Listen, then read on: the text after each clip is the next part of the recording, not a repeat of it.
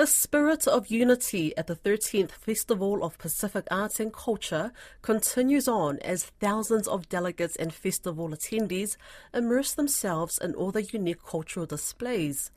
Joining me is Tiana Haxton, who's covering the event. Aloha Tiana, what's the atmosphere like so far at FestPAC? Aloha Sana. The atmosphere is absolutely electric. It is a whole vibe here. It's it's amazing, really. Like you can come in at any time throughout the day and the day just runs away. It just disappears on you. There's so much happening. Everything is just so alive here. It's amazing. Oh, you're making me envious here. Um, so the theme of FestPAC is around rekindling of cultures. What relevance does that have for the delegates that you've spoken with? Yes, so I've spoken to quite a few delegates here, performing groups, fashion designers, arts and craft makers, and they've all really taken this theme and interpreted it in their own way. So one fashion designer I spoke to from Samoa has taken the theme and found a contemporary way to express it through fashion. So taking traditional elements of clothing like the tapa cloth and finding ways to put it together in an outfit that you could see someone on the red carpet wearing. It's just amazing. And the performances as well, there's been a great mix of very traditional performances to very contemporary performances.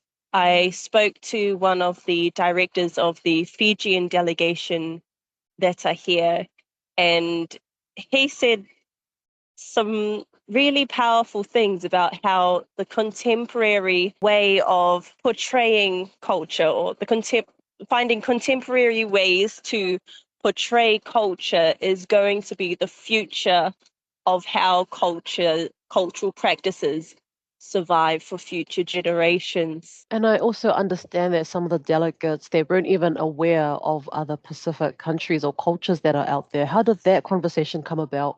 Yeah, so it was actually the same guy I spoke to from the Fijian delegation. He said that on this festival trip, he's learned about Rapa Nui, Easter Island, and their traditions. And Rapa Nui, this is their biggest delegation they've ever brought to the festival. They're over 100 strong, and they've got performers as young as 8 years old, right up to 80 years old, here to share their culture and their language and to show that their culture is still alive. And for this director from the Fijian group, he said he was absolutely blown away when he first saw them on stage, as he had never heard of them before. He had never seen their performances before or their costumes before. And he's been loving being able to see the similarities between some countries and their cultural performances, their languages, their arts and crafts, and then some countries who are just completely different, the whole other side of the coin. It's been an incredible cultural exchange, that's for sure. Now, obviously, you've been at the centre quite a few times and you've spoken with a lot of delegates. Tell me, what's the market like? Yeah, so there are two kind of market spaces. So downstairs they've got the Pacific Village. So this is where you have the fale, the houses set for each Pacific nation that is represented here.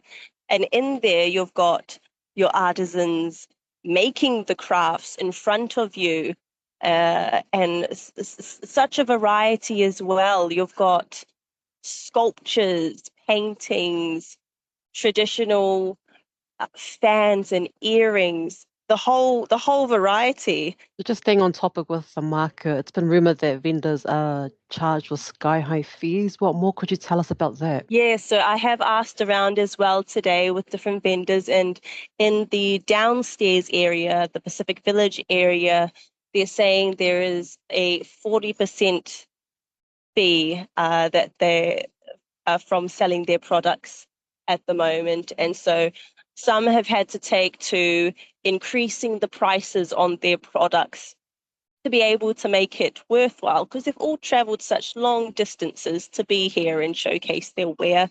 I haven't been able to speak to one of the organizers or anywhere up high about why these charges are so high, but what I have heard from the villagers is some were concerned that the prices would deter people from buying their products, but they've been pleasantly surprised that even after hiking the prices up to compensate for the 40% charge, people are still buying, because it's a very unique opportunity to be able to come and see all of these products from all over the Pacific and be able to purchase them here in one place. So people are still buying, even though things are quite expensive. Also, Tiana, the other elephant in the room is the absence of the Kanaki New Caledonia delegation. Has there been some sort of acknowledgement of their absence?